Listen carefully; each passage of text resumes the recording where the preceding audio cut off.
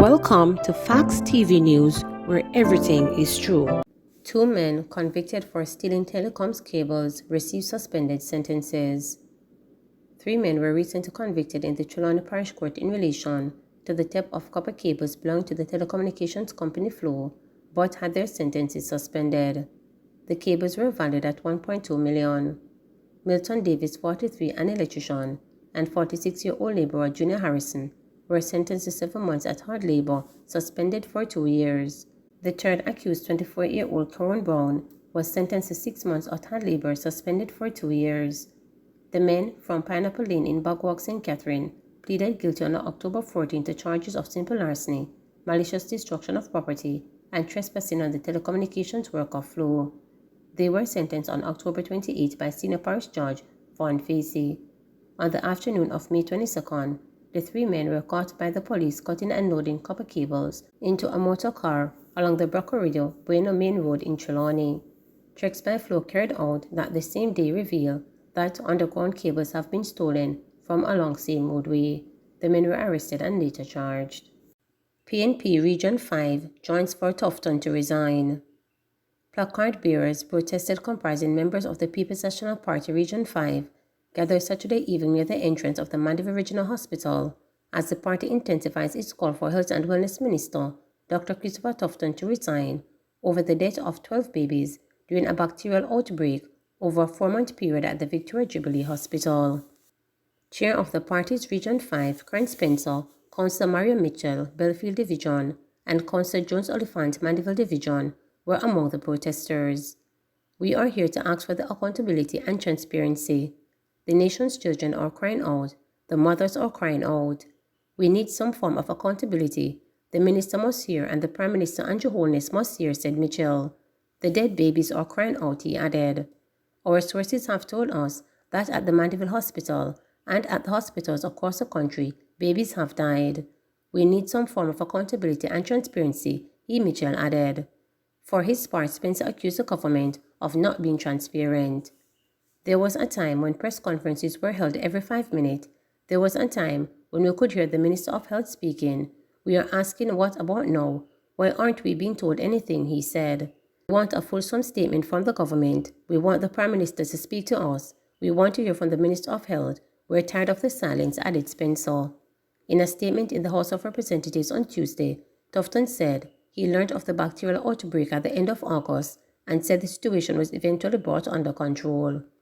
Despite the cause for his resignation, Minister with Responsibility for Information Robert Marcon told the post-cabinet press briefing this week that the cabinet had confidence in Tufton. Guy chastises NWC for continued practice of digging up roads and not patching them. Member of Parliament for St. Mary Central, Dr. Maurice Guy, is taking the state-owned National Water Commission NWC to task over its regular practice of digging up roads and leaving them in a deplorable state. Guy called out the NWC on Wednesday during his contribution to the State of the Constituency debate in the House of Representatives. All my parliamentary colleagues, bar now, speaking in these debates, have spoken about the almost wanton destruction of the roadway by the NWC without reinstatement. My constituents fall within that lot too, and when the roadways are dug up, there is no urgency or seemingly no plans to reinstate them, Guy stated. He highlighted that some roads have been in these outstanding digs for 2 to 3 years. He told the House that he wrote to both the NWC and the National Works Agency almost a year ago about the practice but has received nothing more than an acknowledgement of the letter. I want to know what is the status of the MOU with the NWC-NWA with regards to rehabilitation of cuts in the roads. It is high time that the MOU is brought into being, acted upon, rescinded, said Guy. He also said now was an opportune time for the Minister of Economic Growth and Job Creation, Prime Minister and Your Holiness, under whose ministry both agencies fall, to resolve the issue. It cannot be fair that out of the small patching allocation given to my constituency, and I can only speak to mine, that some of this is being spent to correct the defects in the road as a result of the NWC digging. This only reduces the potential extent of the patching program and creates continued challenges for the motoring public. It is subsidizing one agency for another and cannot be allowed to continue, Guy said. During her contribution to constituency debate, the Member of Parliament for Manchester Central, Rhoda Crawford, chastised NWC after she said she was informed by a constituent that the water utility have dug up a roadway nearly 2 hours after it had been patched. Jamaica needs more human capital development to continue tackling economic crisis, says Clark. Finance Minister Dr. Nigel Clark says Jamaica needs more human capital development to continue tackling the economic crisis that the country has been facing for years. He was speaking at the farewell function for the second cohort of Jamaica House Fellows in Kingston on Wednesday.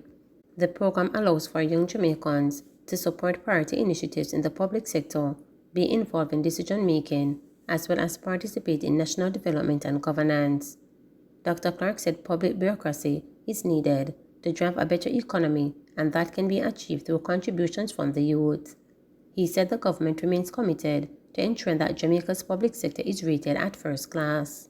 Jamaica has done well over the past several years in responding to the macroeconomic crisis that we have been in for much of my life. We have to continue doing that. That's just a constant. But the next phase of our development must be concerned with human capital development in all of its forms. In order for us to have a modern, functioning, vibrant, plural society, we need a public bureaucracy that is able to steward and take that forward. And the observation is that there is no country that has led the world have done so without a first-class public bureaucracy. And that's what we hope to achieve through this Jamaica House Fellowship Program, which gives young people an opportunity to be exposed to government at the highest level. And regardless of what you choose to do later in life, it accrues to the society, the experience that you gather here.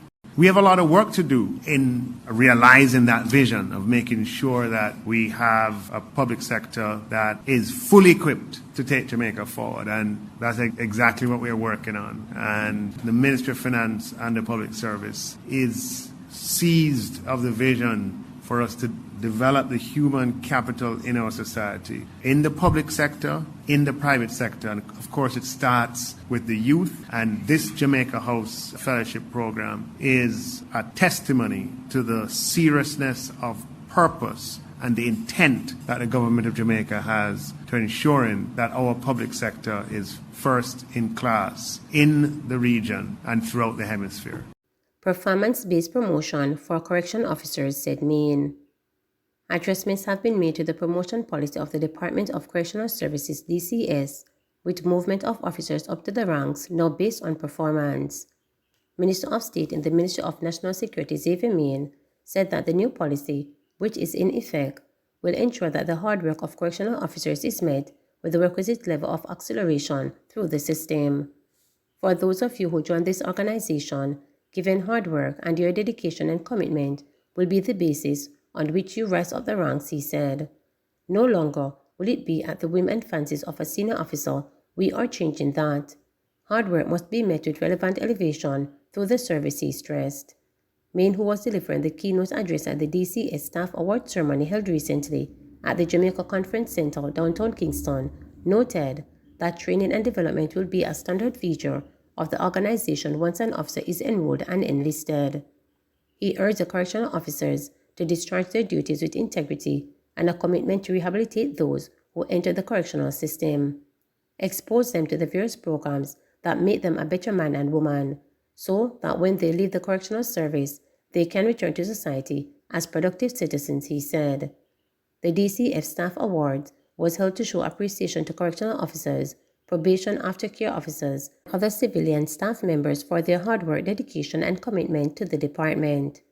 The DCS, which is an entity under the Ministry of National Security, is comprised of 7 adult correctional centers, 1 adult remand center, 4 juvenile centers, and 17 community service offices, probation officers located island-wide.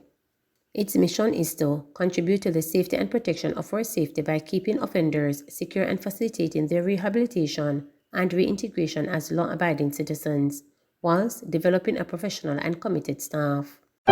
Please remember to subscribe, like, share, and click the notification bell.